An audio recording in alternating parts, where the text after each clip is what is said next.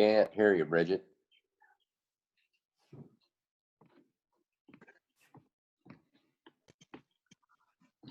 Okay, can you hear me now?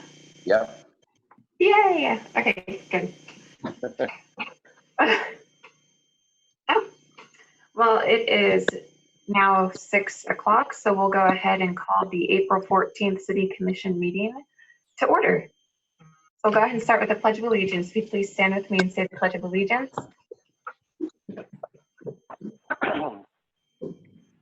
I pledge allegiance to the flag of the United States of America and to the republic for which it stands, one nation, under God, indivisible, with liberty and justice for all.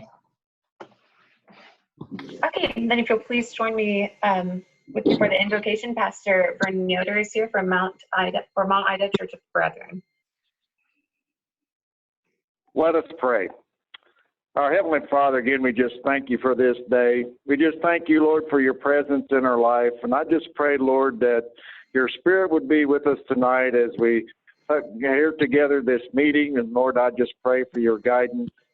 Lord, we also want to thank you for all those that are serving our communities this time in a time of uncertainty. And Lord, we just pray for their strength and health tonight. Lord, we just thank you for all those individuals, and we just pray for each department tonight.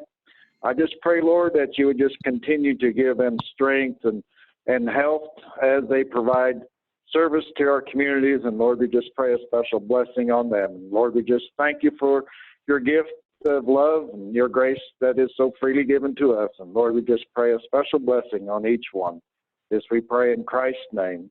Amen. Amen. Amen. Thank you. Thank you so much. Thank you, Vernon. You bet. All right, so we'll go ahead and actually, I suppose before we start, I should mention that we are still beholden to the COMA rules and regulations. So to make this a public meeting, if you have any questions or comments, feel free to put them into the chat box in your window, and we will address those as we see them. Okay.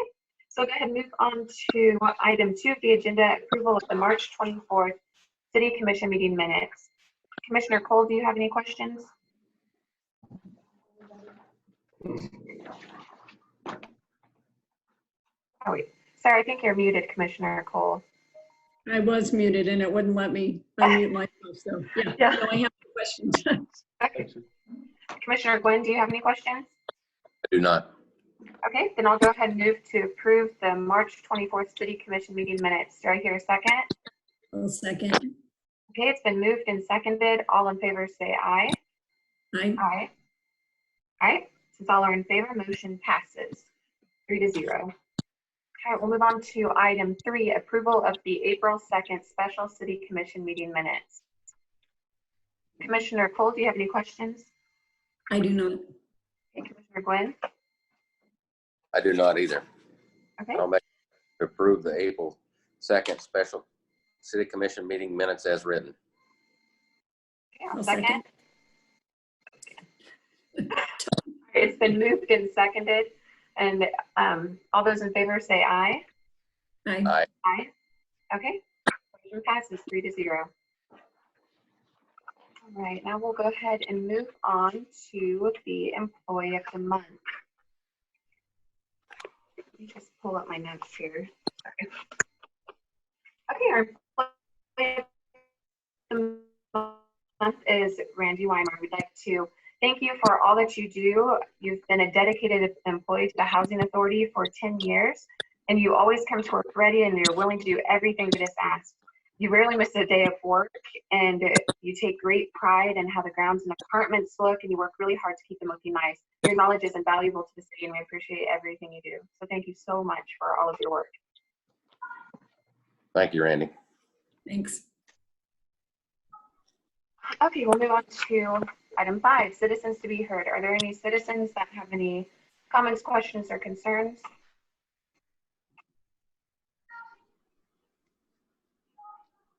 I can't see the chat box on mine. Chris, do you know if there are any? Not that I'm aware of. Okay. All right, then seeing none, we'll go ahead and move on to governing body comments. Student Representative Zachary Barnes, is he on the call?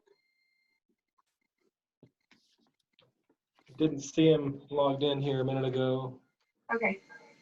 I don't believe so. Okay, and we'll go ahead and move on to City Commissioner Greg Wynn. The only thing I had was I want to thank the chamber and the ACDA board for their community give back program.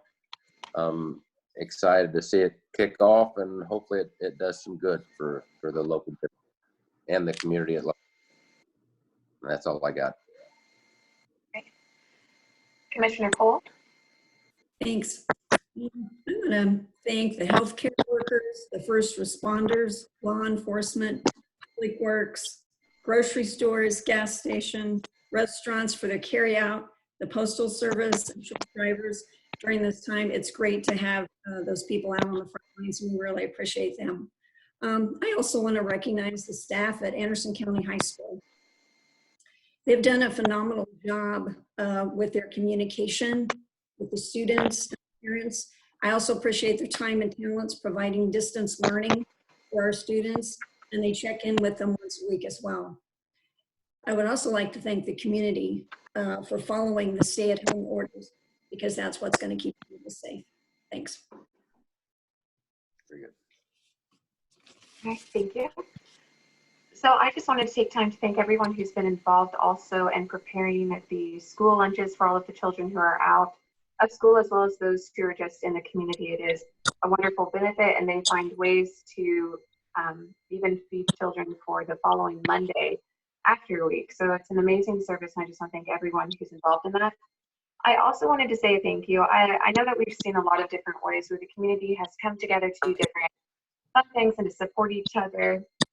And one of those ways is the blessing box that was added. And I just wanted to thank Brittany Weiner, Chris Barnes, Dan and Margie Heiberger, Lauren Hastert, Scott Rogers, Courtney Tucker, and all the people who are posting online as well with pictures to update what is in it.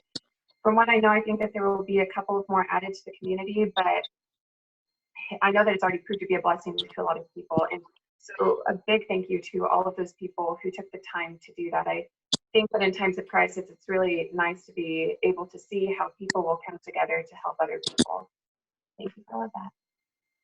Okay, so we'll go ahead and move on to regular business. Item A, COVID-19 update from Anderson County Hospital CEO, Rich McCain, and Anderson County Director of Emergency Management, JD Merson. Good evening, everybody. It's been a long few months, that's for sure. I hope everybody's staying safe and everybody had a great Easter. I talked to Chris a little bit earlier this week, actually by email, and he and I spoke in, I guess it was about 2 weeks ago, Chris.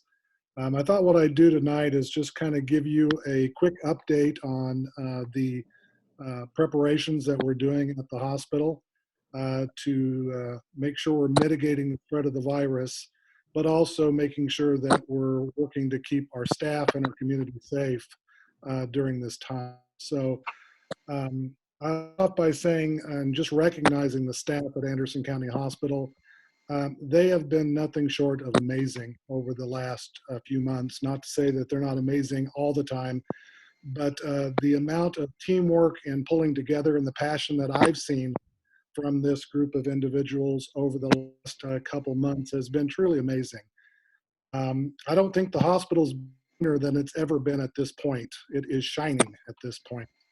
We're able to, for those areas that not as busy as what we normally, because we are deferring a lot of outpatients currently right now to make sure that we're mitigating the spread of the virus.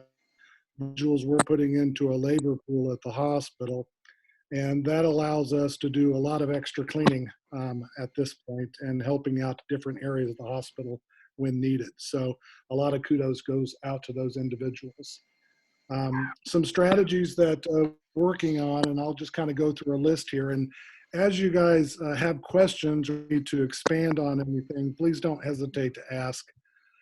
Initially, you know, one of our main strategies that we started with was a no visitors policy at the hospital. We put that into effect quite early. That no visitors policy was to make sure we were mitigating the spread of the virus to the extent that we can and protect our staff and patients within the hospital. We have some exceptions to that no visitors policy. Some of those exemptions include if a patient comes in and is a minor, of course, that's under 18, will allow individuals to accompany them with their visit. Any patients that from an OBGYN standpoint that require assistance, we will allow that. Patients that are confused or developmentally disabled, we will also make an exception there. Patients undergoing a procedure with conscious sedation is an exception. And then finally, if we have a patient in the house that's at an end-of-life situation, we want to make sure that we're thinking about that from a family situation, and we're allowing this into those end-of-life situations. During all this time, we are screening every patient that comes into the hospital, that if they do screen positive, that we are asking them not to enter the hospital. And we're giving everybody a mask as they enter the hospital as well. We have at the hospital reduced the number of entrances down to 2. That's main entrance and the ED. We recently took the additional step of actually reduced the number of hours that our front entrance is open, and that's only open from 8 a.m. till noon right now. Then everybody else is actually moved on to the ED entrance, where we have a little bit more control of that access. Our RLC, which, as you know, looking at the local and national news, nursing homes are a large risk area for this particular virus. Washington showed that to us early on. We were one of the first long-term care units in the state to actually go with a complete no visitors. Our new director for the long-term care unit, Linda Katzer, has done an amazing job with her staff, and that those residents not only are emotionally and spiritually basically meeting those needs, but physically as well. We have gone to the extent of actually doing some virtual rounding with not only our med-surg units, but also our long-term care, in which we're bringing in iPads so those individuals can FaceTime with loved ones on a daily basis. We think that's really important as we move forward. It's something that we've just started on our normal med-surg and swing beds this past week. Our goal is on a daily basis, those individuals will have that virtual visit with loved ones and family and friends. We think that will help as far as making sure clinically that they're doing well, and emotionally that they're moving through this COVID crisis with the best possible support that they can. We have asked all of our staff to wear masks throughout the day. So there isn't an individual within the hospital at this point that is not wearing masks. We, of course, are utilizing PPE in all areas necessary when we have visitors, clinic visits, or procedures that are still going on. At this point, we feel comfortable with our PPE levels. Of course, being part of the St. Luke's Health System, we have opportunity to delve into stockpiles that we might not have had without St. Luke, so that's been a definite advantage. We are asking all of our staff to take their temperature twice a day before, so that we can hopefully early on stop or mitigate that virus spread if possible. We have deferred all elective outpatient procedures at this time until after May 18th. We've also closed our OR at this point. We feel that the OR, all of our procedures right now are elective. We don't feel it's the right time to be doing elective procedures. We really feel the spread of the disease. To the extent that we can keep people out of the hospital, the better off that they're going to be. I should have mentioned this early on, but knock on wood, Anderson is one of a number of counties throughout Kansas that have any COVID positive patients at this. We're very proud of the staff. We're very proud of our patients, and we're very proud of the community for taking this seriously. Everybody's support and moving forward is going to be takes to get through on the other side of this in a positive manner. And Anderson County has really come through with that. And I've been able to kind of watch as I'm traveling around the community. People are doing the social distancing like we've asked them to do and like the governor has asked them to do. And I think you should be very proud of the community in which you guys are governing. So congratulations on what you've been able to do. We are moving all virtual visits for our family care clinic and our specialty clinic. Our specialty clinic, we've left it up to our to deem when it is necessary to have a face-to-face visit. That is based on a clinical decision by that provider. We are not telling them how to practice medicine, and we won't. It is really their decision to make. We are encouraging them to utilize the virtual visits that we have available to them. And I can say right now, all of the SLPG, which is the St. Luke's Physician Group, they're all at a virtual clinic status right now. And about 75% of our specialists are now utilizing the virtual clinic methodology. Our FCC are seeing a hybrid of both. We went to the virtual visits or ability to do virtual visits about a week and a half ago. Those numbers are steadily climbing as the providers get more comfortable with the technology, hoping that we only have to see those patients that really need hands-on as we move forward. We have developed a drive-through testing facility outside of our family care center. That's been open for about 2.5 weeks right now. It is by appointment only, and you do have to meet criteria to have that drive-through testing.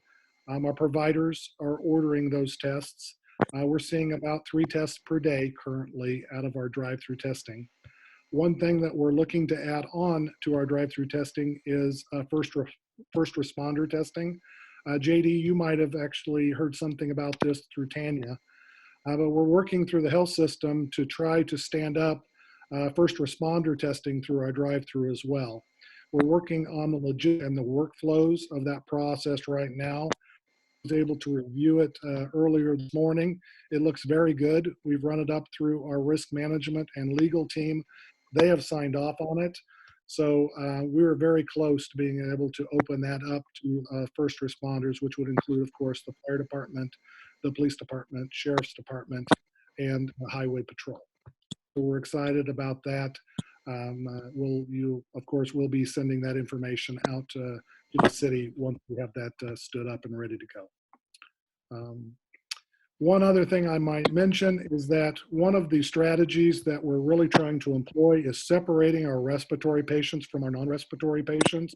To that end, at the Family Care Center, we have physically separated the clinic into 2 separate areas so that respiratory patients are seen on the clinic and non-respiratory patients are being seen on the other side of the clinic. That is to keep them separated and again, mitigating the possible spread of the virus should we have a patient come in that should be positive. So overall, I've been very happy with the planning and the contingencies that we've developed at Anderson County Hospital. Like I indicated before, you should be very proud of that work there. They've done a truly an amazing job. We are ready for an influx or a surge if we should get it. My hope is that we don't. I'm hoping this planning and this contingency is something that we can put in the file cabinet and pull back out on a stormy day way into the future. And to this point, the community, the county, Anderson County Hospital, and St. Luke's Health System is doing a wonderful job in maintaining that mitigation efforts that we've put forward. So I'll stop there. And is there any questions that I might be able to answer for you or shed a little bit more light on?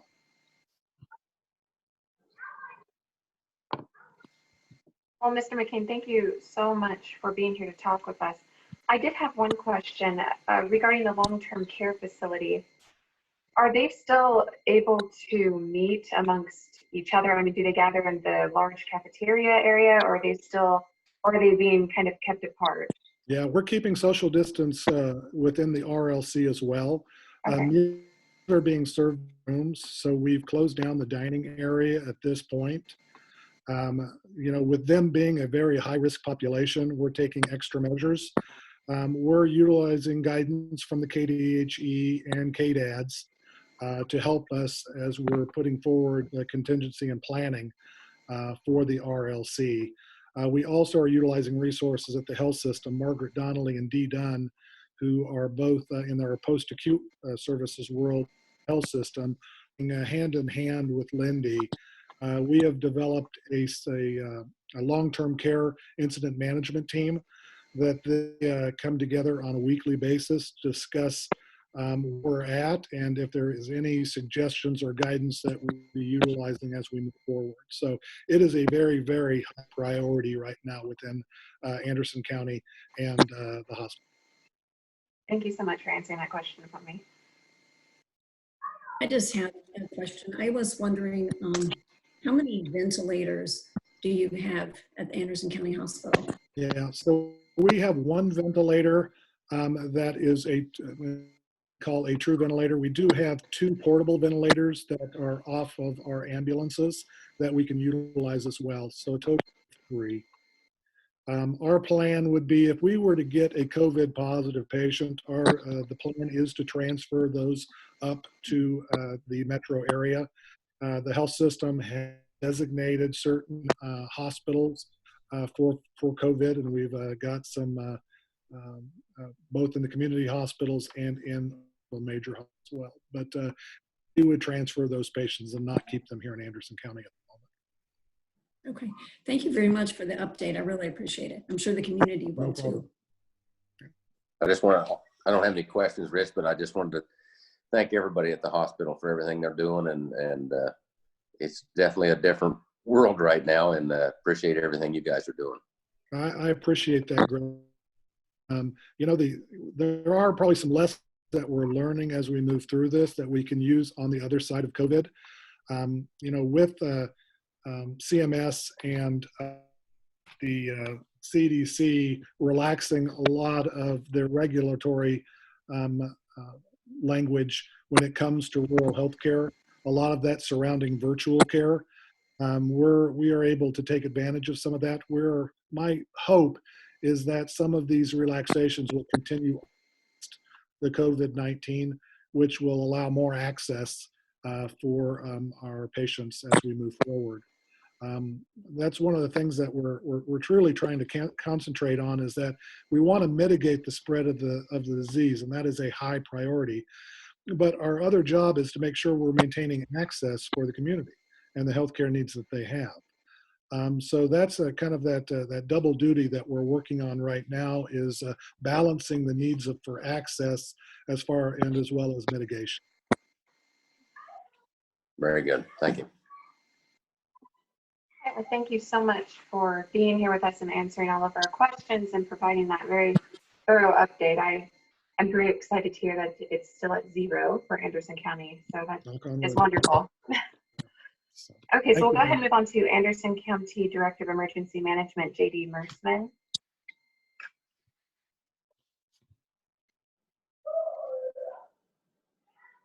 If he's on the call. Is he on the call? Yeah, I think I was muted there for a little bit. Oh, okay.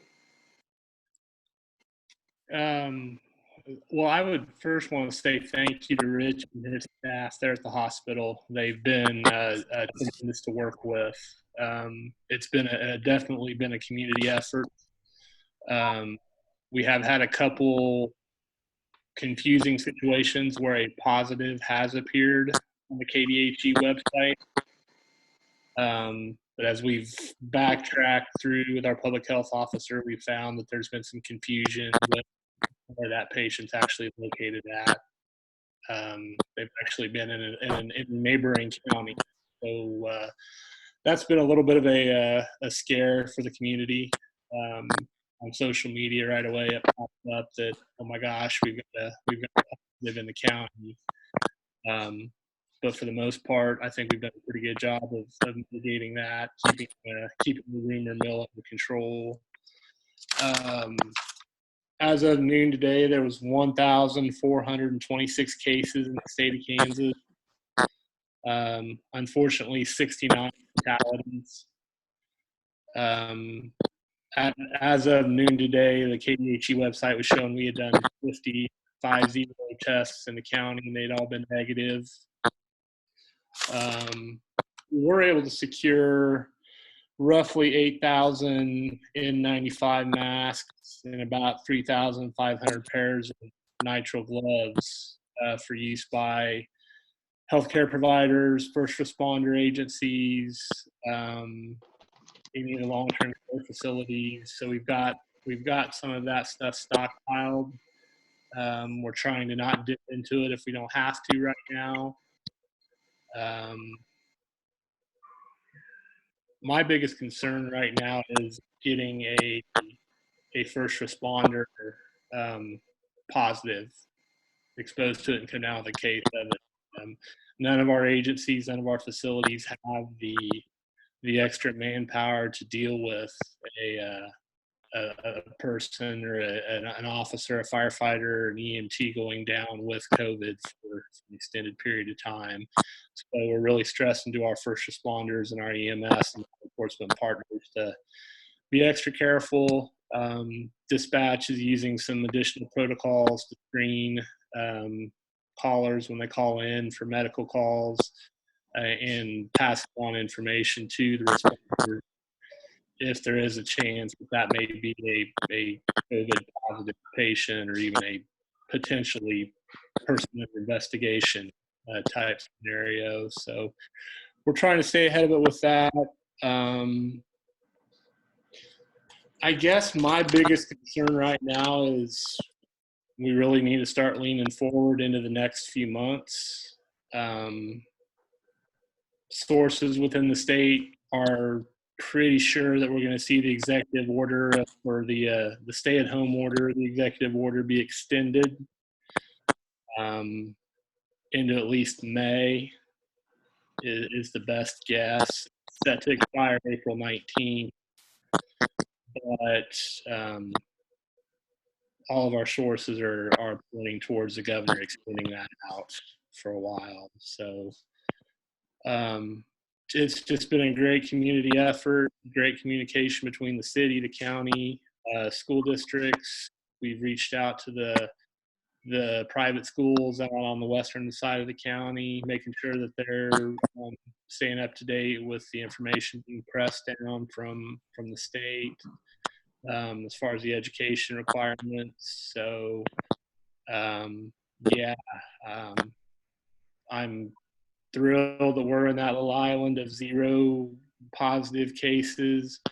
But I really think that we're, with the hospital, we're so fortunate to have them in our community in the St. Luke's system that I really feel like as long as, and I'll tag team onto what Rich said, as long as we can keep it out of a nursing home or a living center, I think we'll be all right, even if we do start seeing a case here or there pop up.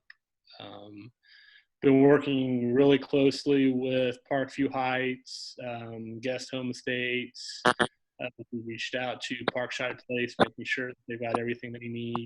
So right now, we're just, as far as emergency management goes, it's just keeping everybody in the loop and trying to fill needs where we can, and keeping everybody healthy and safe. Thank you so much, JD, for all that you've done. I especially want to thank you for all of the updates that you provide online. I know that is not an easy job responding to everyone and all of their questions and concerns online, but you've done a great job, and I think you've really kept the that forum on target and a positive force in the community. So thank you for doing that. That is so helpful that people can stay connected to each other and to have access to that information online. Sure, absolutely. It's now more than ever the community needs to pull together and support each other. We've got a small group that we are going out and doing some grocery shopping for. We've got some volunteers lined up that are going out and getting some groceries for those that in that high risk population. So we're trying to stay ahead of it. I have counterparts in other counties that are just at their wits' end trying to deal with everything. And I feel fortunate to have the team that we have here in the county and the support of both sets of commissioners and our partners and non-governmental agencies. It's a great team we have here, and that's going to get us through a lot. So. Thank you. Commissioner Glenn or Commissioner Cole, did you have any questions for Mr. Versman? I just wanted to express to JD that I think through his updates, he's keeping the whole community from being at a panic through this hard time. So as up to date, with good news to report, by getting it out there, I think you appease people's minds, and I thank you a lot for that. And I think even I knock on wood, it won't happen, but I think once we do get a positive in the county, I think we have such a strong healthcare infrastructure here in the county. I've talked to Dr. Belcher, Dr. Kimball. I think even once we get over that initial shock of having positives, I think we'll still come out really good on the other side. That's my plan anyway. JD, this is Jody, but thank you and Rich so much for just communicating with the public. I think communication is really important at this time, and you guys have done an excellent job. So thank you for everything. Yeah, it's communications is always one of the first things that breaks down during an incident. So we're trying to stay ahead of it and keep everybody in the loop, whether it's good news or bad news. So that's what we'll keep striving for. Thank you. Thank you both for being on this call again today. And we will go ahead and move on to item B if there aren't any other questions. Okay, item B, consideration of ordinance 4210 relating to the length of stay at city-owned campgrounds. So I was looking at this, Chris, and my first question was just pertaining to I didn't see that there was anything that limited it at all, and I didn't know I can't remember if we had said, well, just for a month and then move, or how that might work. I saw that it said we could add further restrictions. I just couldn't remember if we had agreed as a commission to limit, more than just an indefinite time between now and December 31st. So if I recall correctly, I think there was discussion at least surrounding a 30-day time frame. And I believe the way, Terry, correct me if I'm wrong, but I believe the way it's written gives you the authority to specifically set that those parameters via resolution. So if you want it to be 30 days with extension possible via administrative action, we can certainly do that. If you want it to be at 30 days, you have to move. However you'd like to see that set. I think the way this ordinance is written, we could do that via resolution at this point without having to publish a new ordinance every time. So that's correct. I just arbitrarily limit, sort of like a sunset provision, but at any time the section doesn't go away, just the time restriction does, and you can adjust that from literally meeting to meeting if you wished to do that, simply by adopting a resolution. And I kind of viewed it too as an opportunity to do some trial and error scheduling, so that you can see what, if any, impact the different time frames might have on it. I didn't want to prejudge what you might want to do, but I think doing it this way gives you the greatest latitude without having to do an ordinance every time. And every time you do an ordinance, you have to publish. So my question was on the, and if it's here, I've skipped over so city staff gonna handle the roughly 50% of 30-day extended spaces for this then? So that would be my, my thought anyways. And my thought honestly was that we would do that based on 50% at each general location where the services offered are the same. So it wouldn't be an aggregate that we have 60 total spots, so we'll make 30 of them accessible for long-term stays, with all 5 of the spots at the South Lake long-term, and then all 20 of them at the North Lake long-term or whatever. It would be basically, we have 5 available at the South Lake, so we would make 2 or 3 of those available for long-term stays. We have 20-ish at the North Lake. We would make 10 of those available for long-term stays, and do so on a basis that is on where the location is, as well as what those services at that location offer.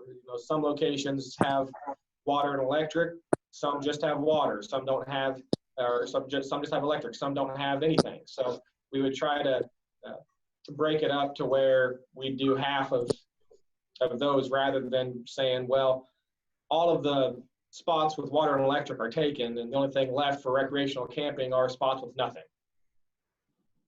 That's what we're gonna avoid. So as long as that was agreeable to you. That sounds good to me.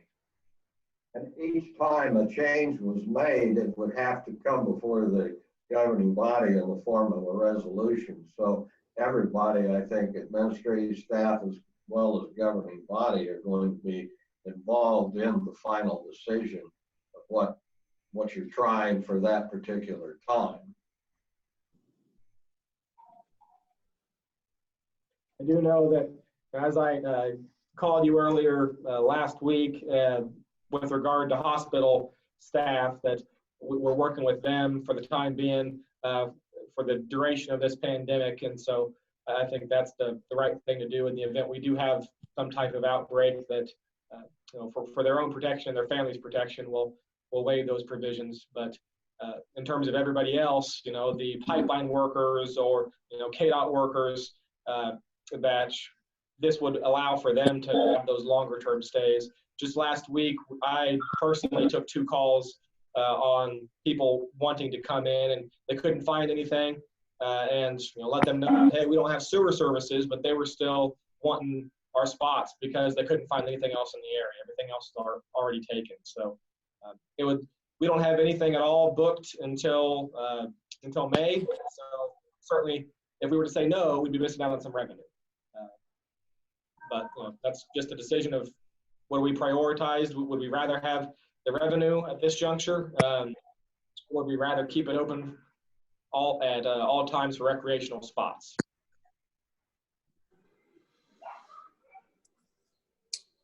I don't know what everybody else's thoughts are, but as I read the ordinance, I'm fine with that myself. Yeah, I'm fine with it too. Is everyone okay with the idea of saying a 30-day period or so, and then up for, I guess, to be reevaluated to see if someone else has need of the spot? Or I'm not exactly sure how that would be phrased, but do you think it should be a 30-day limit with kind of reevaluation afterwards? Well, I think the way the ordinance is written, that it's extended to December 31st, 20, and that probably should be 2020. No, I intended it to be 2021, but if you want to do it till 2020, again, if you decide this is something you don't want to do, you simply reimpose that one sentence for 30 days with your resolution if you don't want to repeal the ordinance. You've got complete flexibility with it. Okay. So do you think that we should have a day limit, or just with those half spaces, let them stay however long they need? And that, I mean, until I guess our time period is up here on the ordinance. Well, you can do that with each resolution, and you can try 30 days, and if that seems to be causing extra work because you find some people need 40 to 45 days, you could change it. If 30 days proves to be too long because it's maybe restricting usage by recreational patrons, then you could reduce it. Okay, Commissioner Cole, Commissioner Gwynn, what is your opinion on this? I am fine with this as long as it allows the hospital the exception if they would need to use those sites. Yeah, my only thought on opening it up past 30 days, things could, well, what the 7-day thing was put in there for could accumulate a lot of, let's say, debris around them, where this might deter that. And I suppose at that point, it would be up to somewhat city staff's discretion whether they just check them off for another 30 days or make them move their camper over to a different slot. But the time limitation to me has a benefit of keeping it from getting too cluttered, maybe. Do you know if there's any other ordinance pertaining to, I guess, upkeep of an RV camping spot when someone is using it? I mean, just, I didn't know if that existed or not. I didn't hear what you said. Basically, I don't know if there's another ordinance or anything that we have down that tells campers who are using the RV spots as of now that they have to maintain it at a certain quality, I guess. I don't know if we have any regulations pertaining to, upkeep of a spot or not. I don't think we do specifically, and again, what Greg was mentioning is sort of a self-regulating procedure by making them move each 7 days. I would see nothing in the establishment of experimental time periods for 30 days, 2 weeks, whatever you choose, to incorporate some provision in there that would require good housekeeping and not to allow the accumulation of clutter, junk, not to allow auxiliary outbuildings, for example, or storage bins, those kinds of things. Yeah, personally, I think it'd be a good idea just to, even if it's a month, to have some sort of reevaluation period, just to see, how they handle the spot that they have. And even if it's something as simple as, okay, we haven't noticed that there have been any issues. Yeah, you can stay there for another 30 days. But I feel like there needs to be some way to, encourage people, an incentive to encourage people to not move into the spot. Or, I guess get a little too comfortable.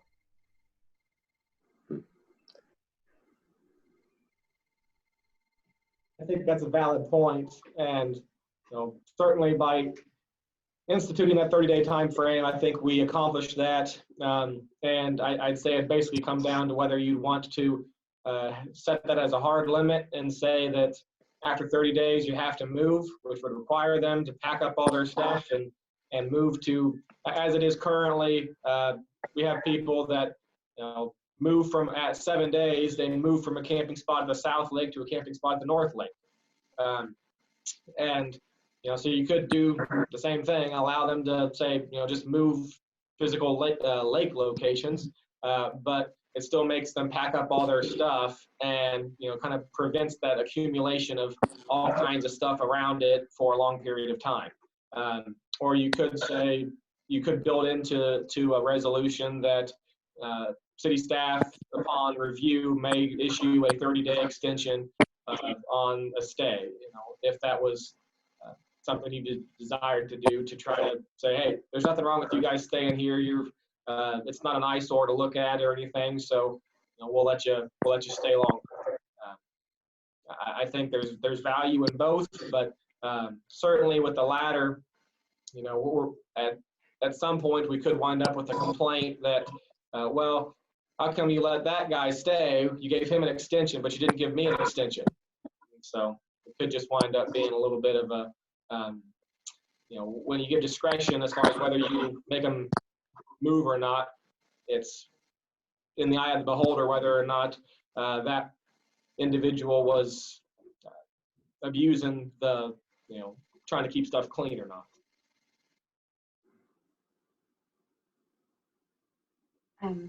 Commissioner Gwynn or Commissioner Cole, what are your opinions? Do you think that we should even bother with a 30-day kind of evaluation? I don't necessarily think that they would have to move every time, but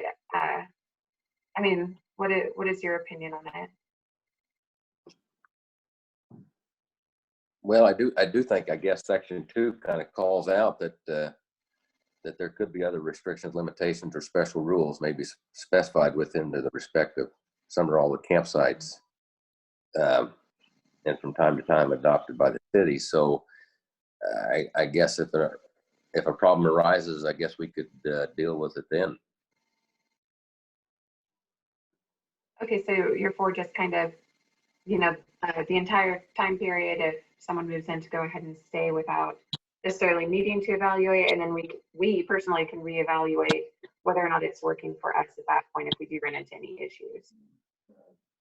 I think we could. I think city staff could pass on to them that they're not wanting to get a terrible accumulation of stuff. So if that becomes a problem, things could change. Commissioner Cole, did you have any thoughts on the matter that you'd like to add? Are you indefinitely muted? I'm sorry, every time I unmute when everybody's talking, then I can't get back in, but yeah, I agree. Okay, with the indefinite, kind of an indefinite stay, and then we just reevaluate if need be. Okay. Yeah. All right, that sounds good. So then I will go ahead and ask for a motion on this item. I'll make a motion to approve ordinance number 4210 as written. I'll second. Okay, it's been moved and seconded. All in favor say aye. Aye. Aye. Okay, motion passes 3-0. Item C, consideration of architectural services for the water treatment plant. Chris, did you have any additional comments regarding this issue? Well, we can do that via resolution. I apologize, Madam Mayor. What was your question? Sorry. Oh, sorry. We were just talking about the architectural services. I didn't know if you had any questions or comments that you wanted to contribute prior to our discussion. The only thing I'd say would just to reiterate what was in my report, that the architectural services component of the new water treatment facility are a needed portion of it, that our current engineering firm does not provide that level of service. That's been the expectation and the plan from the beginning. It was included in the cost estimate, and as you can see, I included that in the packet. And even though we're 2 years later, fortunately, the cost actually came in under the expected budgeted amount. So I think the two quotes that we received both came in under that amount, so we'd be good to go with either one. But our engineer has worked with both of these companies. I haven't personally worked with either one, so I would refer to her, who's worked with both, and she said she'd be comfortable with accepting the lowest bid because she's had no issues with either company. Okay, great. So when I was looking over this, I guess just to throw in my 2 cents first. So I liked the presentation that Gravity Works provided because they seem to have a lot more detail. I noticed that, they had it at $45,000, but there might also be reimbursable expenses to add on to that, for printing, postage, mileage, permits, and plan reviews. And they're located in El Dorado.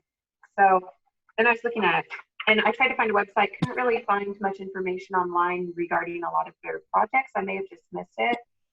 And when I looked at Jaeger architecture, it's much more cut and dry to the point. But I noticed that they are the cheaper one, and more than that, they're also closer. So if we have to reimburse mileage, it would at least be a little less mileage that we reimburse. And I noticed on their website they have done, it looks like a lot of high-profile projects for the city that look beautiful online. And that's not to say that Gravity Works hasn't done the same. They've been in business for, I think, over 60 years. But right now, just on what I was looking at, I was leaning towards Jaeger. And so that's where I stand. Commissioner Cole, did you have any questions or comments or preference? My preference would be Jaeger. Okay. Commissioner Quinn?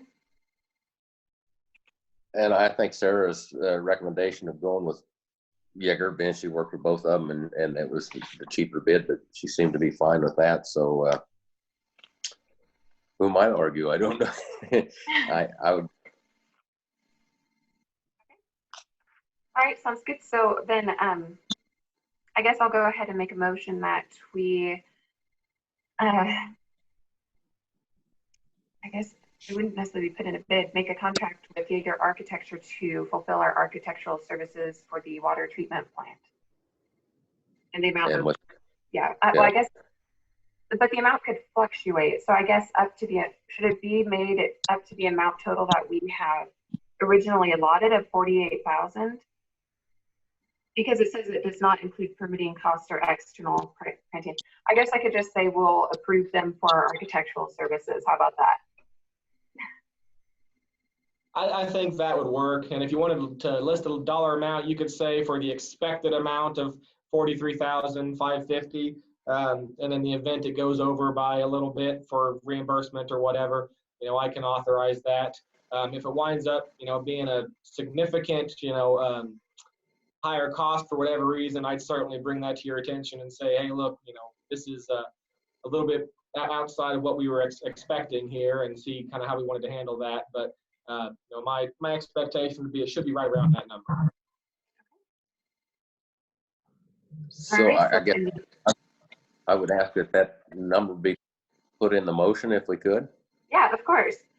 Okay, so we will employ Jaeger Architecture for our architectural services for the water treatment plant in the amount of $43,550. Do I hear a second? I'll second. Okay, all in favor say aye.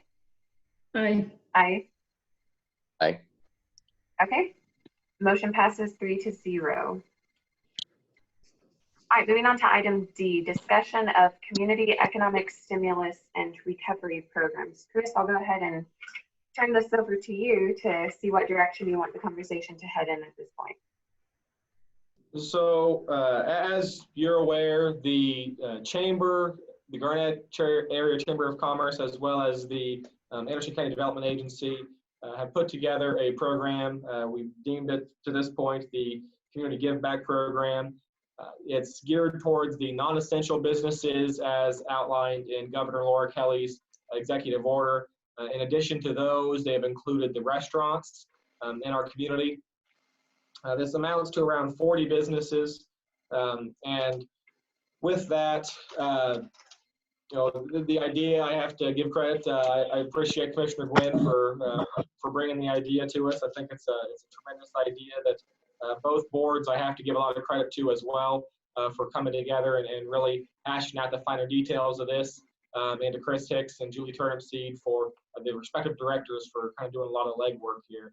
But I think it's a tremendous program that it's designed to give back chamber bucks to our local consumers who patronize these businesses, hopefully help them out in a time of struggle, as well as it gives some of that money back to the businesses themselves. So I certainly think it's a valuable program.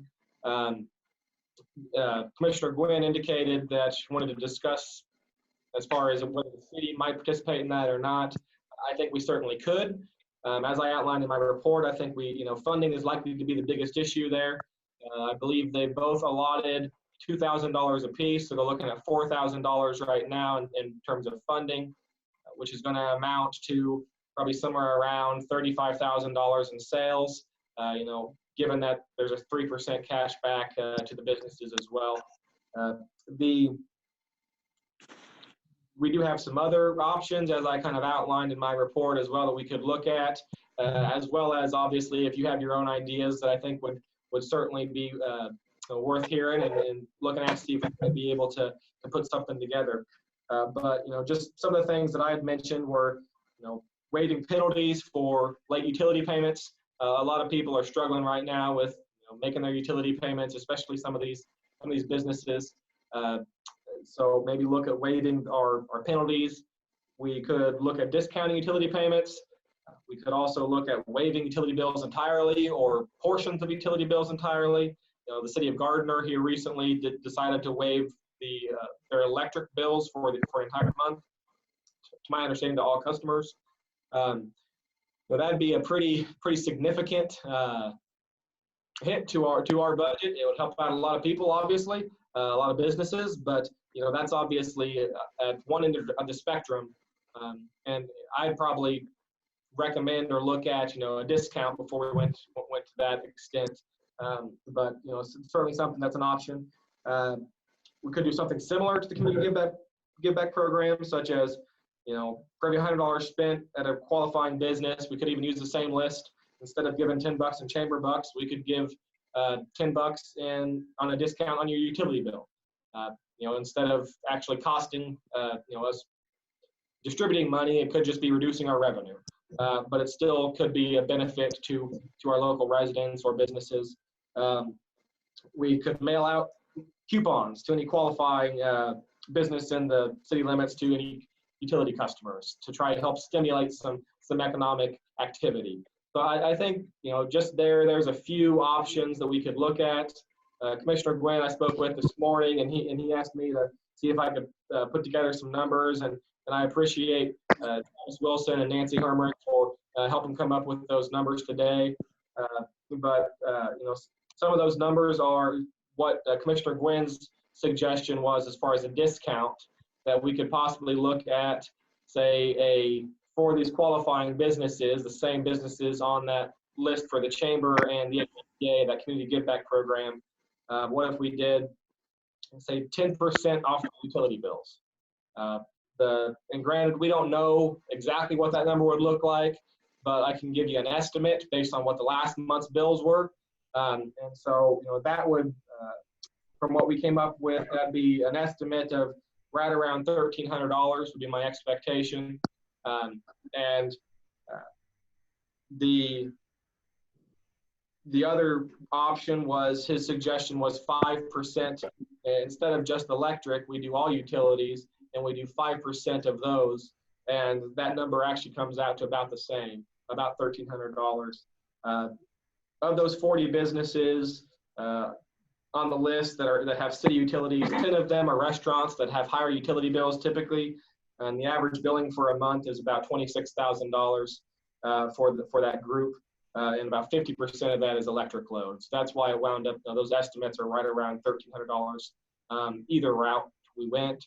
I certainly think that's an option. That's not a huge hit to us financially, as well as it's helping out some of those struggling businesses right now. So I certainly think that's a very doable option. The other route was, we could look at extending that instead of just to those businesses that are on that list. We could look at even extend that to everybody, to all utility customers. That's certainly a much broader and more impactful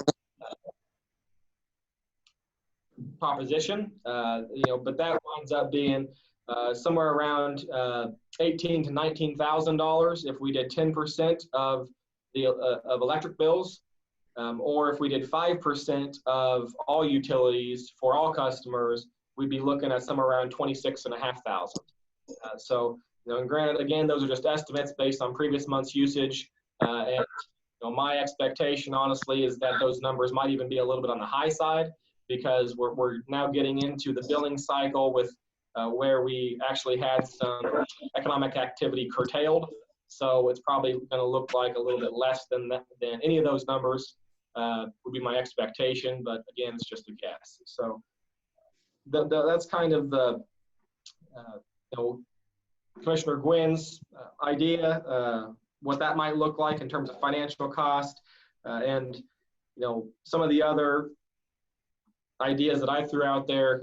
It really depends on what you might of what that cost may look like. But I think I certainly would be interested in any of your ideas if you have any further ideas or what your thoughts might be.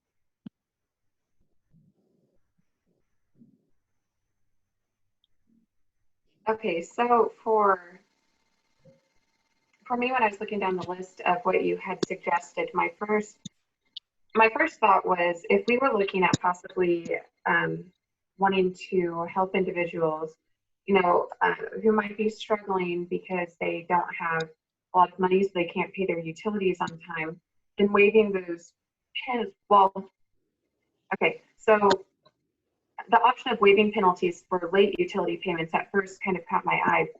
So what I thought that could happen was that, it's not necessarily something that you have to broadcast that you're always expecting people to pay late. But if people do happen to pay late, then it possibly coming back as a credit on their next utility bill, that late fee that they also pay. So that way that they're, at least not having to pay the penalty fee, it'll go back to credit their account. That way it's not as though you're encouraging people to intentionally be late, knowing that, they'll be able to get that money back, but it's still kind of, a nice incentive to find, oh man, I was late because I couldn't afford to pay the bill on time. And so now it's an increased bill, but then to find it, oh, well, surprise, you got the credit back this month. I just thought that might be, an easy way that doesn't really hurt the city budget too much, to help in a way, at least. Of course, it's not going to discourage people who just choose not to pay because, utilities aren't being shut off, but it would at least help people who may not have the money on hand right away. I could see that possibly the 1,300 for businesses. I don't know that I'm comfortable for doing that with everyone in town at this point, because I think it would be almost a little bit short-sighted to think only of this being the only emergency we could possibly run into for the year. So, I feel like we are doing, and the community is doing a good job with finding ways to be creative and to be supportive, especially through this community give back program to businesses. And as far as individuals are concerned, I think that, like I said, the community is finding great ways to help out and to give to those who are in need. I just don't know that, given that revenues will already be short, if expending more to help offset utility bills is the best use, I suppose, of our money. But I love the idea of the community give back program. And I also think it would be fun to see, I know that we did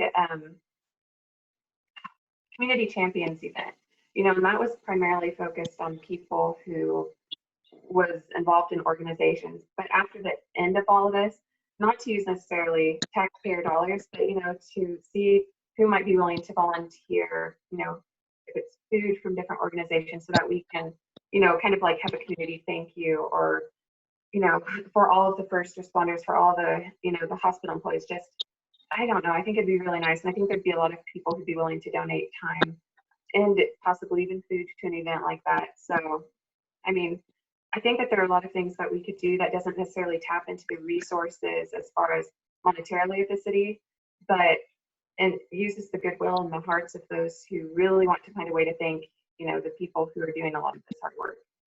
So those, I don't know, a bunch of random ideas. What all do you have?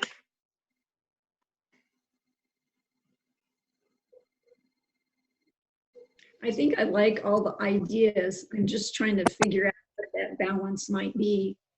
The other thing they keep talking about is it may come up again in November or December. And so I think I would want to take a little bit of time and really think through, what we could do, because I would like the community, the restaurants and just the businesses, because I would hate as a community to lose those. So I want to find a way to help. I think all the suggestions that everybody has provided are great. I'm just not sure where I land on those to find that right balance. Commissioner Gwynn, do you have any other comments? No, I guess I guess myself personally, I'd like to go with what the chamber has. I think whenever this thing's over, we need those businesses to stay in play for the community, and you know, they're not completely closed, but for the most part they are, and it's just a tough time for them. I guess personally I'd be for the 10% electric discount to the ones on the chamber's list. Okay, to the businesses on the chamber's list. Yeah, which would be the community. Well, let's say I'm a business and I'm not on that list. Would I have the option to get on that list and be a part of this?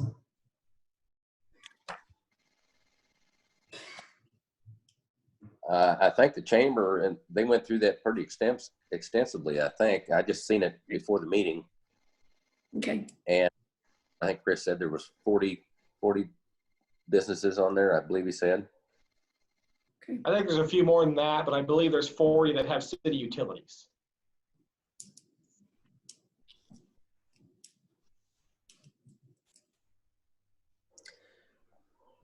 So my only thought is, I would be in hopes that we could do something. Whether this be the answer, I don't know that it is, but something to show that we care. And quite frankly, when we come out of this thing, we need those businesses, we need the tax base, we need the jobs, and that's the reason why I like this choice for the city's part of it.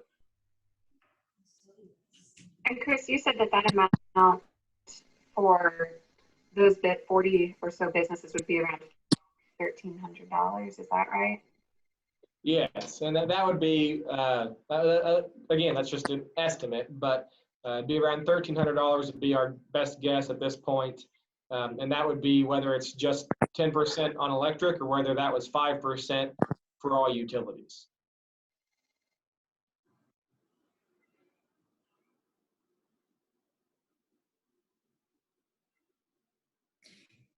Mr. Winter, would you say that one? So it's 1,300 per business? No, it would be around, numbers that I had were, it was going to be an aggregate around $1,300 total for cost to the city, I believe.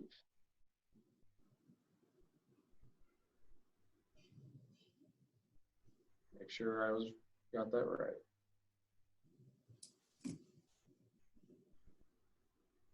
Hey, Chris, do you know whatever happened? I kind of forget about the credit card fees, waiving those for people paying online. Did that happen? Or was it that it couldn't happen? Yes, we are absorbing those fees for all utility customers who decide to pay their bill online.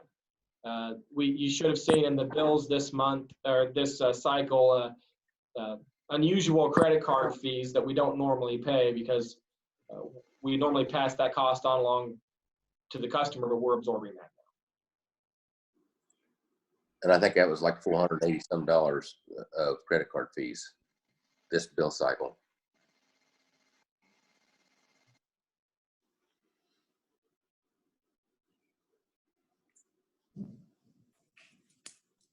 Yeah, these 40 businesses, I have to give Nancy credit for coming up with this today, but numbers she came up with were, on average, they spend around $26,000 for these 40 on aggregate utility costs.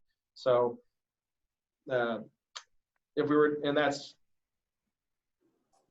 total. So if we were to do 10% of just the electric, that would be, and the electric's about 50% of that. So if we were to do 10% of just the electric, we'd be right around 1,300.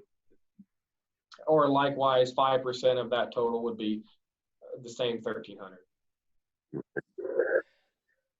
But frankly, I'm surprised it's that low, to be honest. So Yeah, I was as surprised as well, to be honest.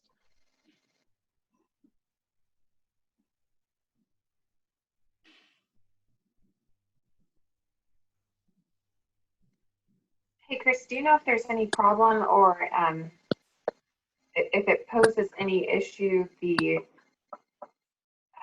waiving or I guess putting a credit to a person's account if they pay late? To be honest, that's a better question for Travis. Travis, could you address that? I'm not sure how Encode would handle that.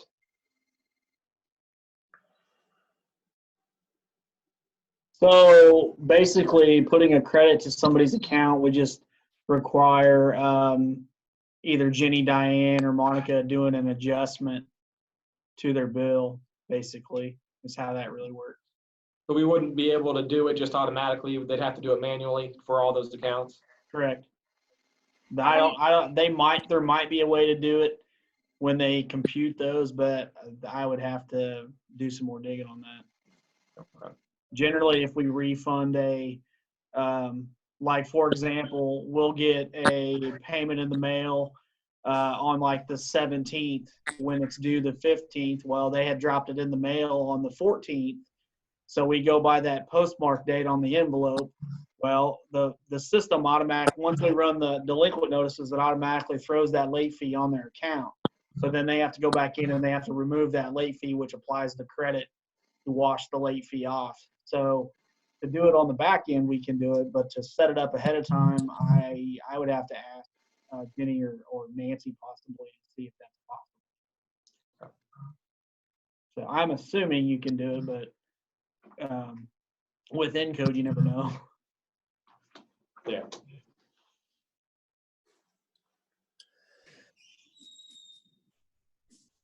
Okay. So let's go ahead and talk specifically about the 1,300. Do you all want to go ahead and move forward with that, or do you need more time to think about possibly having a 10% discount on electric or 5% off cross utilities? So approximately $1,300 for all of the businesses that is listed on the Community Give Back program. I'm personally ready to move forward with it. I guess if I had my pick, I'd pick the 10% electric just because it sounds better. It's the same dollar amount, but and well, the quicker the better. But I would leave it to city staff's discretion on how to make that work the easiest for them, whether it be taken off their next, that money's be applied off their next bill. And my thoughts are that reduction would not be given to delinquent payments. That would only be good for payments in current standing. I would imagine too, and correct me if I'm wrong, that there's a good possibility that this discount, I mean, the total amount we pay towards it might be even less, given that a lot of the non-essential businesses that might be listed aren't actually operating right now. So they're probably not using as much using as many of their utilities as they typically do. So could that actually relate? I mean, I don't know. Convert to savings, I suppose, in the $1,300 amount too, or less money of us spending. I think that's certainly a possibility. That's honestly my expectation as well, is that we probably have a slightly lower amount than that 1,300 because of the billing cycle that we're going to be billing for this next cycle. Anyways, we'll have had a significant amount of time that these businesses have been impacted by being closed to a significant extent.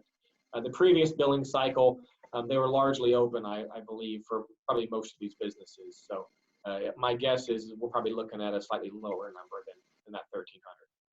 But again, that's just an estimate. So. Right. Now, just to clarify, the businesses that are listed on here, it does not just include chamber member businesses, right? It's all kind of all non-essential businesses that have been affected during that time. Is that correct? That's correct, and I can let Julie speak a little bit more to the businesses if she would, on kind of how that selection came about. She was integral in developing that list along with Chris Hicks and the two boards. So, Julie, could you kind of help address that question as well? Sure. Yes, we took the ACDA board and the chamber board and Chris Hicks and I and took that list along with Chris Weiner and just looked at it, and it's really retail, non-essential businesses and restaurants. So we looked at businesses that were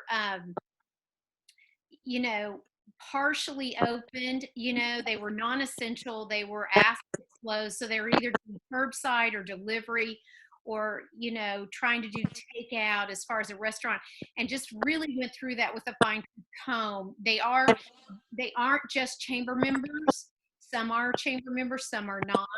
And so that's kind of how we looked at it. It was kind of a difficult process, but we felt like we did the best we could, Yeah, I know you all spent a lot of time, and just in listening at the last Zoom meeting, I know you all were very thorough in how you were handling that.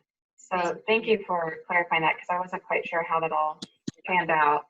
Right. And we took suggestions from, we each had 2 committee members, 2 ACDA, 2 chamber, and, those committee members looked through us. So we tried our very best to make it as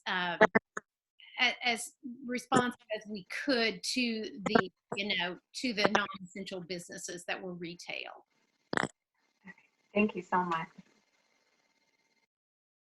Okay, so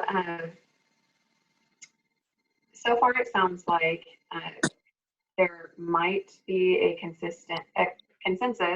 I haven't heard yet from Commissioner Cole regarding whether or not she feels comfortable with moving ahead, but what is on the table right now to consider is 10% off of the electric utility payments for all those businesses who are listed on the Community Give Back program and are in good standing. They're up to date on paying their utility bills. I would absolutely support that, because it's all essential, not just the members. Great. Okay, great. So for that, Make a motion to that effect. yes, I make a motion to that effect. Yes, well, can that count, or do you want me to rephrase that again? How about I'll just second that? Okay, awesome. It's been moved and seconded. All in favor, say aye. Oh wait, Chris, what are you? Can I have a clarification real quick? Yes. Is this, are you saying for the next billing cycle, or would you like to do this for the, until the stay-at-home order is lifted, or, just this next billing cycle, or kind of what's your thoughts? I would think maybe we might want to review it on a month-by-month basis. Yeah. I agree. I agree too. Okay, so we'll consider it on a month-by-month basis. So all in favor of this proposal, say aye. Aye. Aye. All right, it's 3-0, so motion has been approved. Now, what is everyone's thoughts on the idea of creating a credit for people who are late in paying their utility payments? I don't think that it negatively affects the, I don't think it negatively affects the city in any way, but Chris, do you know if there would be a negative effect to just crediting the people who can't pay on time during each billing cycle? The only real negative effects would be, to some degree, a loss in revenue, and then you're looking at what very well could be a little bit of more administrative time in processing that. But if you're talking hopefully we could find a way to handle that and not have it take up a huge amount of time. But if the goal was to essentially waive those penalties, whether it's credit or however we did it, I certainly think we can probably accommodate that, and it's financially not going to be a significant burden. I wouldn't expect. Well, and when you talk about loss of some revenue, you're talking about the late fees themselves, correct? There's no other revenue. Okay. So what are y'all's thoughts on that? Would we want to do that the same way that we're doing the 10% month? Sorry, I didn't catch that last part. What did you say? Do we want to do it the same way that we're doing the 10% so that we would look at it again next month? Yeah, I think that'd be a good idea just to see how it's working, if it is too much of a burden, or if people are taking advantage. But like I said, I don't think it's something that you really have to, that has to be advertised. It could just be something that is, kind of a grace given by the city. Yeah, I agree. Yeah, I do. Okay, so I'll go ahead and make a motion to,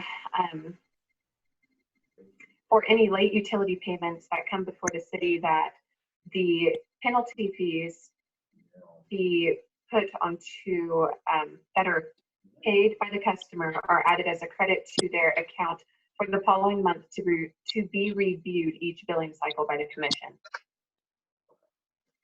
I'll second. Awesome. Okay, it's been moved and seconded. All in favor say aye. Aye. Aye. Aye. Okay, motion passes 3-0. Now, is there anything else, or are we done on this topic, or can we go ahead and move on for now to item E? I think we can move on. Okay, good. Making progress. All right, move on to item E, consideration of semi-monthly bills and payroll. Commissioner Cole, do you have any questions? I do not have any questions. Okay, Commissioner Gwynn? I got mine answered. Okay, do I hear a motion? Yeah, I'd make a motion to approve the bills in the amount of $492,735.50. And I will add with that, just for clarification, that I don't have the numbers right here in front of me. 183,000 that I think was for insurance. 66,000 of it was for work, and 44,000 was for something else. There was about 3 giant bills in there that made up a lot of that and I can look here real quick and find out what the 44 was for, because I don't recall.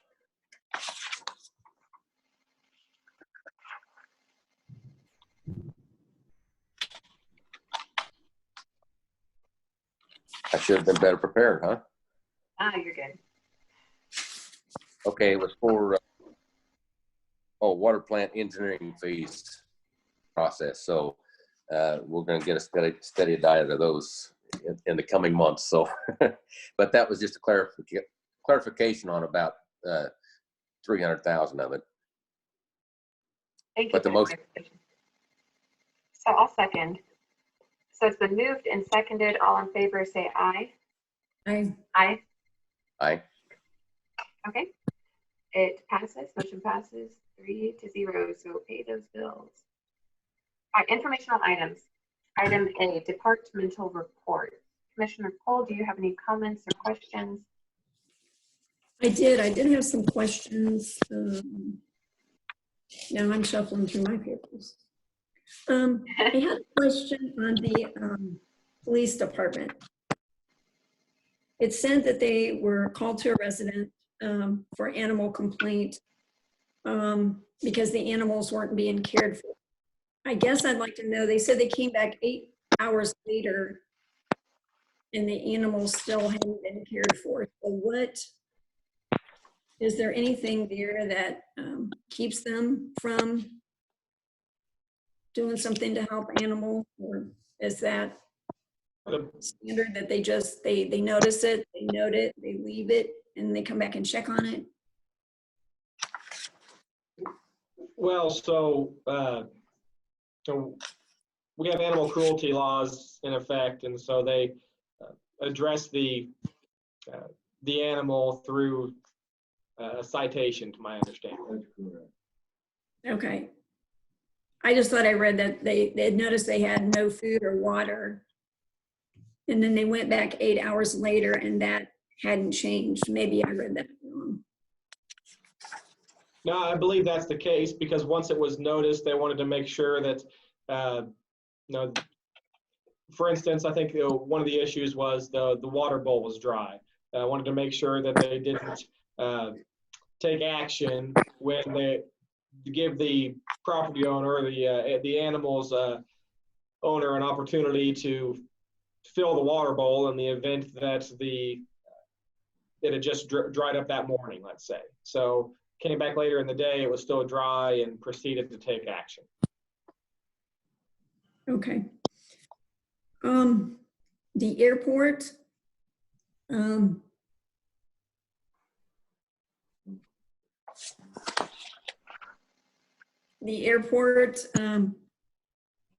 reporting that they're using their own weed eater. I was wondering if there was a way we could get them a weed eater.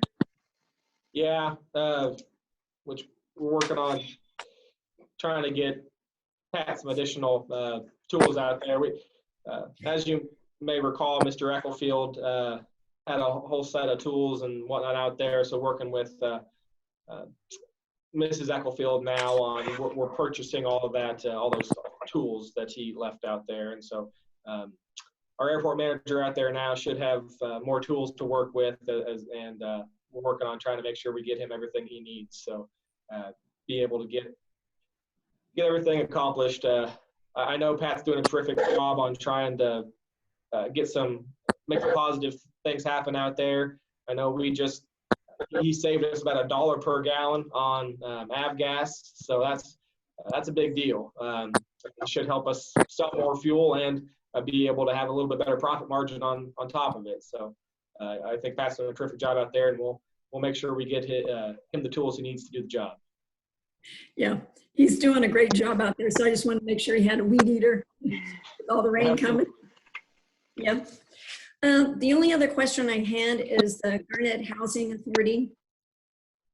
They reported that they deliver meals to them like 5 days a week. And I just wondered if there's anything, I'm sure they probably already thought about it, if there's anything we should do different just because people can't. It's my understanding if I had somebody out there, I wouldn't be able to take something out. And they probably aren't people that really want to venture out much. I just wanted to make sure that there wasn't somebody out there that wanted to eat a meal more than the 5 days a week. Oh, I apologize. You're cutting out a little bit there. You're saying that they deliver meals every day, and what else you were? They deliver meals 5 days a week, but since a family member couldn't take something out on the weekends, and they probably don't want to venture out, I just wondered if there was anything that we needed to help. So for Saturday and Sunday? Yes. Okay. I can talk with Carlin and see. I believe the way we do it is actually city staff delivers the meals on Thursdays, and I believe the Thursday meals include meals for Saturday and Sunday as well. It's we provide the full complement of weekend meals, and we take our meals to them on Thursdays. Okay, that sounds great. We do that at the schools too. Like on Friday, when the kids swing by and pick up meals, they get those for the weekend. So, okay, thanks. I believe that's the case, but I will verify. I know I've done it a couple times, and I know we give them extra meals, and I believe those are all for the weekends. Good deal. Thank you. Okay, Commissioner Gwen, did you have any comments or questions? Just a little. I did see on the airport report that that they're going to house another aircraft, a new aircraft out there. So that's a good thing to hear. And in Travis's report, I had seen and I had heard about it, but I guess my question is for Chris on Governor Kelly's executive order on 20-05 to not be able to shut off utilities. How are the other municipalities and companies taking this? I mean, she couldn't march into Walmart, I don't suppose, and tell them just to start giving their stuff away. So it seems pretty extreme to me to expect somebody to give something that they paid for, just give it away and not expect well, you're going to expect payment later, but whether you get it or not, it's two different things. So what are the other cities' take on that? Well, I know that from a municipality standpoint, there hasn't been a whole lot of pushback in terms of, frustration and dealing with customers who haven't paid the bill. I recognize that it's certainly a risk. But the governor issued that order following the KCC issuing an order which did the same exact thing for all other utilities that are not municipalities. So Evergy and Kansas Gas Service, et cetera, all have to comply with the same rule that they can't shut anybody off. Evergy actually did so before the governor issued the order, that they indicated that they were not going to shut customers off for the time being. But then the KCC issued their order. The governor issued her executive order because municipalities don't fall under the KCC's jurisdiction, which is the Kansas Corporation Commission. And so in order to make sure that cities don't shut off their customers for non-payment, she issued the executive order because the KCC couldn't cover us. She also issued an executive order doing the same thing to landlords, that they can't evict people for non-payment of rent. So there's a decent number of people and business operations and whatnot that are, to some degree financially impacted, at least potentially, based on some of these executive orders. But the governor, at least in my opinion, issued the orders to try to protect the consumer in the time period of which the provider is having a little bit of risk, but she made the call. She didn't want to have people without utilities or without a home in the middle of the pandemic. So I understand it, and we're making do. Hopefully we don't get stuck with a large bill. We did issue a statement stipulating that we're not going to shut people off. City Clerk Wilson drafted that and put that out there. But essentially he said that while we're not going to shut you off, we highly recommend that you still pay your bill and that you try to stay current, because at the end of this, you will get shut off if you don't come up with the money to pay your bill. And you don't want to have to come up with $1,000 all at once because you didn't pay your bill for 3 months and you let it pile up, and now, oh goodness, where am I going to come up with this $1,000? And so hopefully, people either are, still paying their bill, or if they're struggling right now, they'll be able to use that stimulus money that they're going to receive to hopefully pay that bill, so they don't get their utilities shut off or get kicked out of their house at the end of this whole deal. We had two people when this first came out, when that order first came out, we had two people call us and say, well, you can't shut me off, so I'm not going to pay my bill. And we haven't got any money from them yet. So on the league conference call today, they said right now that May 1st. So that order is only good through May 1st. So come May 1st, if somebody's sitting out there and hasn't paid their bill, we can shut them off for non-payment. That's what that order, the order restricts us right now for non-payment. We cannot shut them off for non-payment. That doesn't mean we can't shut you off if your house is condemned, because we had one of those this month also. When somebody's got 6 feet of stagnant water in their cellar with a door wide open, and it's just dilapidated, we didn't shut them off, but there's definite risk of safety hazard there, and they were on a timeline to get all that repaired. But we've already had two people come up and just say, yep, we're not going to pay it because you guys can't shut us off. So there's people out there that have that mindset. But unfortunately, come May 1st, they're going to have a harsh reality that they probably will get shut off because they're not paying. And it's not because they don't have the money. They're just blatantly not paying. Well, and hopefully it's not everybody who is taking that same approach, but we certainly, once the order is lifted, we'll have to act accordingly. My plan would be to probably try to work with people if they are truly making an effort to pay that bill. But to be honest, as Mr. Merstman indicated, my expectation is that the governor is going to stay-at-home order, and to be honest, I'd probably expect she's going to extend the order on non-shut-off of utilities as well. So we're probably looking at a longer time period that people are going to not be able to shut off utilities. I believe the KCC today actually issued an extension on their order, even utilities shut-offs as far as that you can't until I believe it was May 15th, because I think that order expired today. So I expect the governor to follow suit and probably cover municipalities yet again, because KCC's order doesn't impact us. So.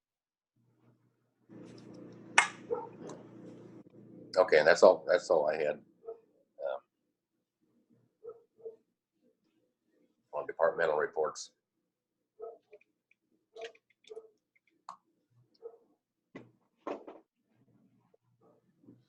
Bridget, still there? Yeah, sorry, I accidentally muted myself and couldn't unmute myself.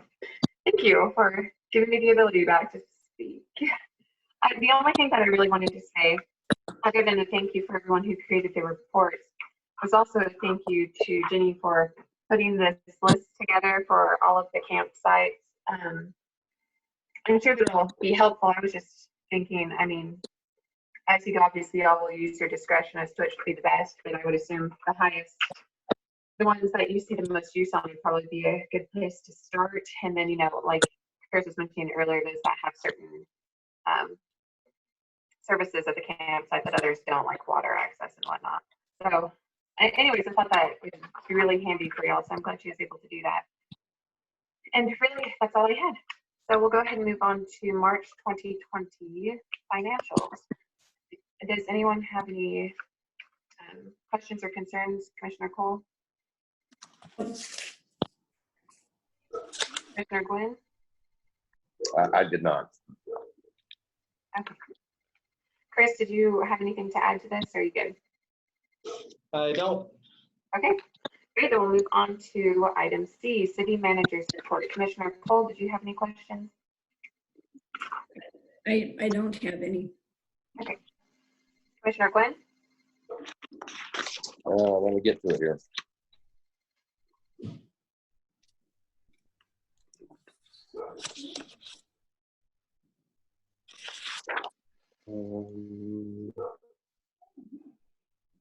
Oh, I see the curbing's coming along on First Street. It looks really nice, so that'll be good to get that hopefully resolved in that area. And that's all I picked up on out of that. All right, great. I don't have any questions either. So, Chris, is there anything else that you would like to add to your report? Sure. I would like to just mention real quick that definitely proud of our local community and our county. Anderson County is, as far as the census is concerned, it's a big deal. We've talked about it a few different times, but Anderson County has a 56% self-response rate so far, as well as Garnett has a 59.6% self-response rate so far. So both of those are excellent self-response rates, over 50% already. When the official kickoff was April 1. So I think our community is doing excellent. Statewide, that response rate's 52.5%. So we're well above that. And nationwide, it's 48.1%. So we're doing very well. And certainly, if you haven't filled out your census yet, anybody in the community or countywide or statewide for that matter, certainly I would encourage you to please do so. That's extremely important for funding as well as for representation in Washington, and And so we need to try to make sure everybody gets counted. So I think we're doing a terrific job of that so far. And I'd just like to commend everybody here locally for that. In terms of, I'd just like to echo a little bit of what JD and Rich said. I think we're extremely fortunate, and I'm proud of everybody here locally for, being able to social distance and keep the virus from negatively impacting our community significantly from a healthcare perspective so far. With the 50 people tested so far in Anderson County, nobody has tested positive. We have a testing ratio of 6.36 people per 1,000 people. Per capita, that's a pretty moderate rate according to this, compared to the rest of the state. We're averaging about 6 deaths per day in the state for a total of 69 so far. We're averaging about 75 to 80 new cases per day with just over 1,400 total confirmed positives so far. But 80% of those cases are in 8 counties, and quite a few of them are close to us with Johnson, Coffee, and Douglas. And so, we certainly are, I think it's pretty remarkable how good of a job our community has done, given that we're pretty much completely surrounded by it. And so that's definitely a big positive. So currently our peak is projected. I know I referenced that in my report, but our peak has shifted again a little bit. And as of today, it was expected to have a peak on April 29th. So it's moved back a little bit, but we've expected, or we are expecting that we have passed the United States national peak that was projected to have occurred on April 10th. So hopefully we're past that, and now we're on the downhill slide. So at that peak on April 29th, we're expected statewide to be at a hospital bed capacity of about 13%. So that'd still leave us with 87% of our total capacity of beds available, which is definitely a good number. And as far as ICU, critical care bed capacity, it's about half, 50%. So that would still leave 50% of available ICU rooms available statewide. So even at our peak. So we're doing a good job statewide, and hopefully we can start to reopen the economy gradually, sooner rather than later. But I think that so far, especially here locally, everybody's doing a terrific job. And so definitely proud of everybody here. I did have one clarification point real quick. Susan Wetstein stopped in real quick and brought up a good point in terms of the long-term camping. I think we need to consider at least how we want to handle that with regard to events. Assuming that we're able to hold corn stalk in the Grand Prix and whatnot later on this year, how do we want to address? Do we want to say, well, this person is here and has been here for the past, 3 months. We're not going to kick them out, so that way you can come in and camp for corn stalk. We normally charge higher rent costs for those days because they're, supply and demand, and we typically sell out. And so just wanted your thoughts on how we should address that. My thought would probably be that we still block off those expected days for the time being and say, hey, you're welcome to camp, but just know that we'll even grant give you the 30 days or unlimited time frame for the time being and until we pass a resolution or whatever the case, whatever you decide you want to do. But we still say that if you're still here come October 14th or whatever day it is for this event that we know is coming up, you're going to have to vacate the premises because that's, unless you want to pay the higher rate, I guess, because that's, event camping, so to speak. So just kind of curious as to your thoughts. I think half the spaces are going to be available. Plus, I think normally during cornstalk, they add additional spaces at the North Lake, I believe, for cornstalk. So there's probably, gosh, I don't know, probably at least say 20 spaces available if the other half were filled up. Okay. And I would think too, if they are you said that there was an additional fee for event camping. I mean, I would think that if they're willing to pay that, then that's fine. I mean, and if they don't want to pay it, then I guess that clears out that spot.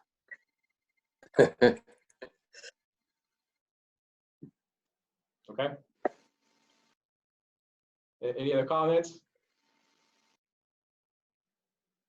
Yeah, I think they would probably understand that if they're in high demand during that event, so that they come at a little higher cost, and if they don't like that, they can move it out and come back when it's over. I mean, it's just for a night or 2 nights, so it's not a real long-term thing.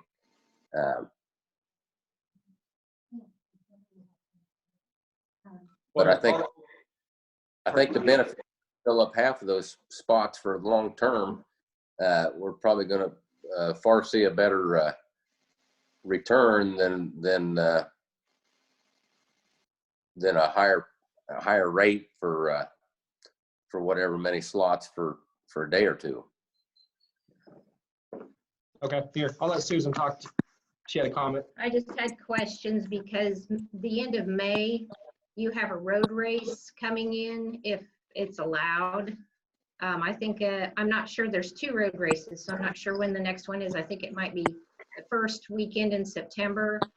And then you have Cornstalk, and typically on the hill where they have the event, they don't allow camping up there. During the road races in May and in September, or the end of May and the first weekend in September, they typically close the campsites off because they're road racing around the road course. But then on Cornstalk, they usually use they don't allow the public just to camp where they're going to have the concert.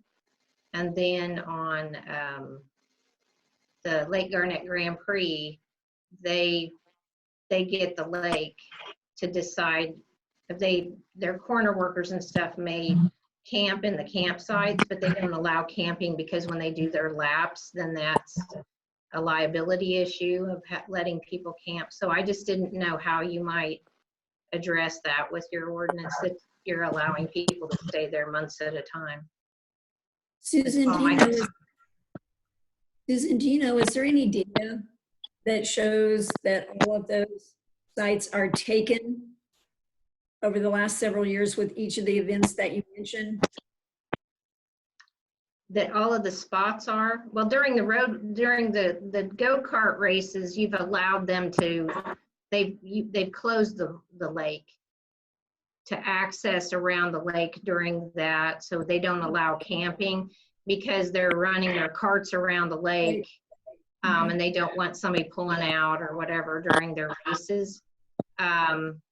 During the Lake Garnett Grand Prix, I think some of their workers actually use the campsites and they pay for them. They pay the city for them. But I don't know that they use all of them, but because they're doing their road laps with their sports cars around there, they prefer to have control of who's in the lake area.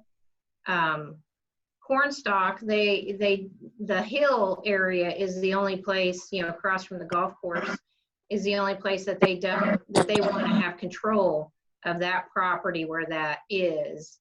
But they do a lot to advertise primitive and use of the city's camping facilities there on the dam side. So there was close to 100 campsites sold just last year.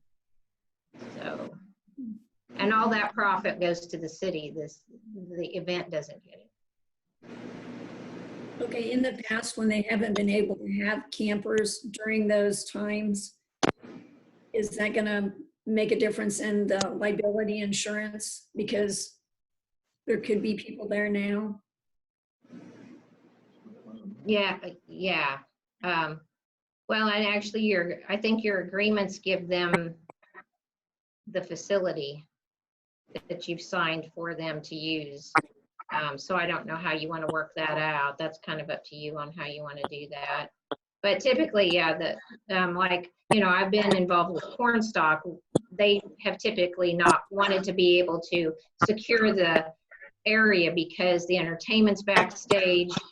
They can't control what people are doing over there. They have a alcohol permit that they purchase and insurance that they get, but they don't know what you could be doing over in the camping area. So that's why they want that. They want to know who's there. They offer that to their sponsors to stay in there, but the sponsors know what the rules are. So they really don't want the public in that to just have access to that, because then they could have a party and they wouldn't have to pay, whatever. I think in that regard, sounds like we're already made a commitment for the Cornstalk date. So I think we could exclude those dates for those camping.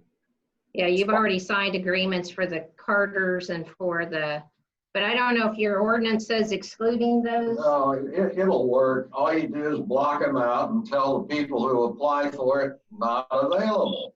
Simple. Okay. That was the only main question I had. I didn't know how that might create an issue. Yeah. Okay. I don't think it will. Okay. All right. Thank you, Mac.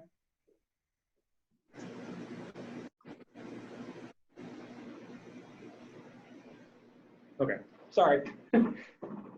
Okay, so I think we can just have them, we'll make sure we notify everybody of those conflicting dates and whatnot so we can move forward accordingly. I was also going to let you know the Parks Department, as was planned in the equipment reserve replacement plan, whatnot, in terms of their funding for this year, plan on replacing their gator and getting them a new mower. So in addition to a weed eater out at the airport, we'll be tackling getting some equipment there for the Parks Department. And I'm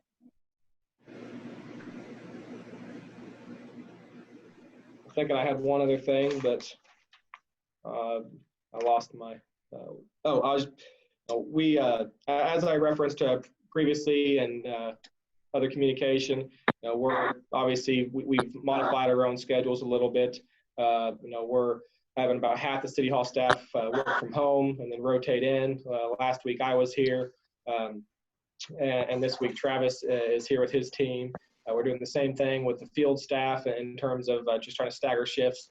We've moved to some working 4-10s, working longer hours but fewer days, just trying to distance as much as possible and have multiple teams that are working together, but strict teams that are don't intermingle and kind of work amongst their own little groups. So we're trying to do what we can.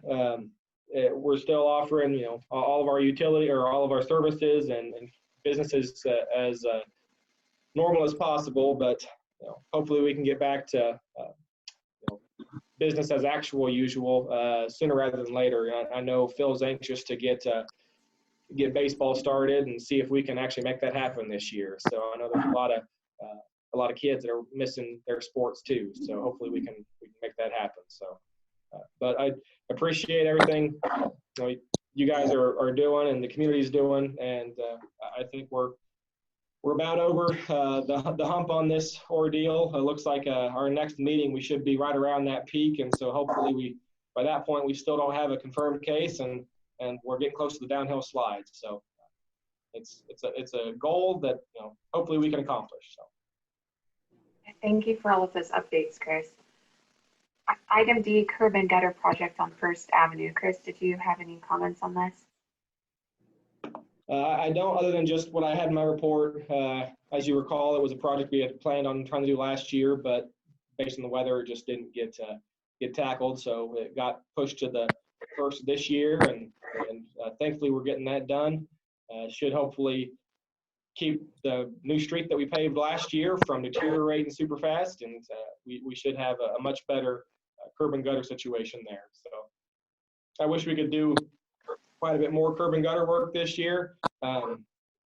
Unfortunately, as you may recall, we had about $100,000 payment or contract we signed with BG to do the design work on the Maple Street project, so we're going to have most of our budget, or about half of our budget, tied up there. And then we've got the reclamite work to preserve our streets for another about $70,000. So most of our budget is tied up there. Working with Jake, we're trying to make game plans for some of the other potential work we can get done. We're probably going to try to see if we can do a little bit of hot patch work ourselves in a variety of locations this year.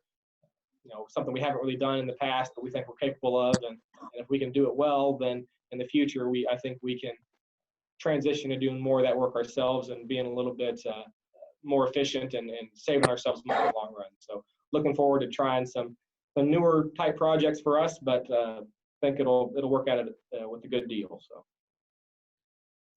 Commissioner Cole, did you have any questions? I do not. Commissioner Glenn? I don't either. Okay. We'll go ahead and move on to item E, update on FEMA project from 2019 storms.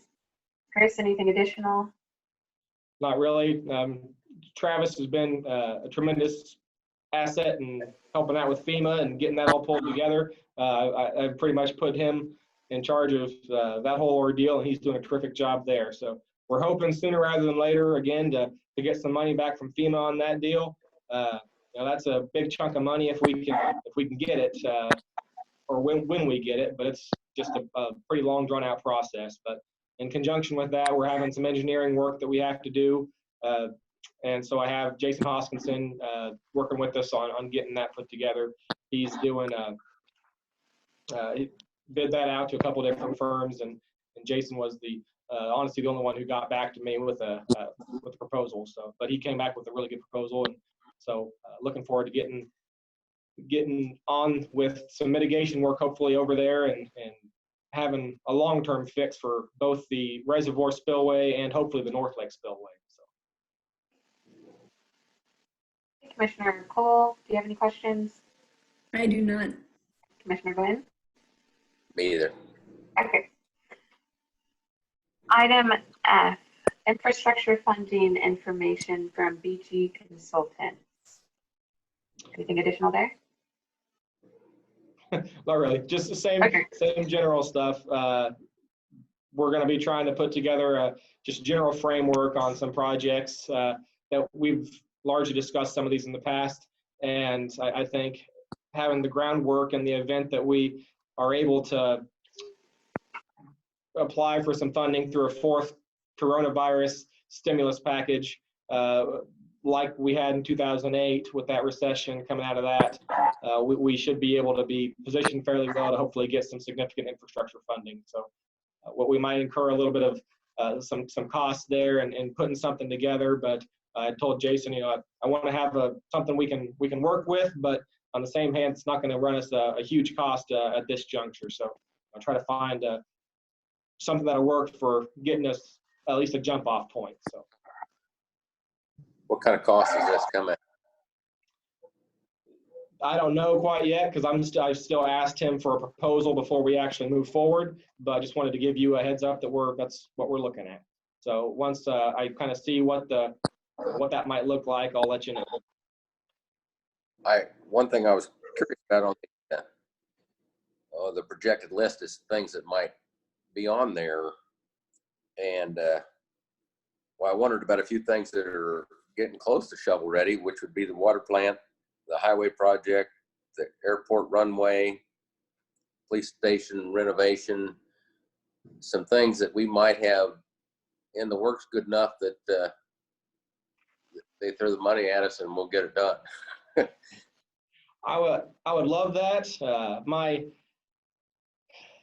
My guess, anyways, would be that of the projects you mentioned, the police station might be the one that would be the most applicable to receive some of this infrastructure funding. My guess would be because we've already initiated the process with design work and whatnot on the other two projects, that they might not allow funding for that. My hope would be that they still would, that wouldn't kick us out. But certainly that would be something that if that would qualify, then by all means say, hey, let's apply it towards this. I mean, if we could get 90% funding for that water plant and only have to pay $1.3 million, I'm all for that. So. Yeah. We'll go ahead and move on to item G, KDOT US 169 update. Looks like they're closing down the road soon. Yes, I believe it'll be tomorrow that they'll be shutting down the road from the junction to Welda. And so that's the game plan there, is to have that closed until late this year. It'll certainly have a pretty significant impact. Traffic's pretty light right now, but once things resume back to normal, it'll be pretty impactful in terms of our traffic flow through the community and the general area. So, unfortunately, it'll hurt our local businesses, when they're trying to recover from this whole ordeal. And so, yet again, it's, just another important message that we need to try to shop local as much as possible and help each other out, because everybody's going to be struggling for the next at least probably 8 months or so. Thank you for that update. All right, move on to item 9 on the agenda, citizens to be heard. Is there anyone who has any questions or comments? I would just mention real quick, if anyone has any questions or comments, you do so by raising your hand. The League of Municipalities recommended turning off the chat feature. So if you would like to participate, there should be a raise your hand option that you can say, hey, I want to say something. So, and then it should notify us that you would like to do so. That's really good to know. So next time I'll be saying, well, just put it in the chat window. Sorry, I should have mentioned that earlier. Okay. I'd forgotten about that.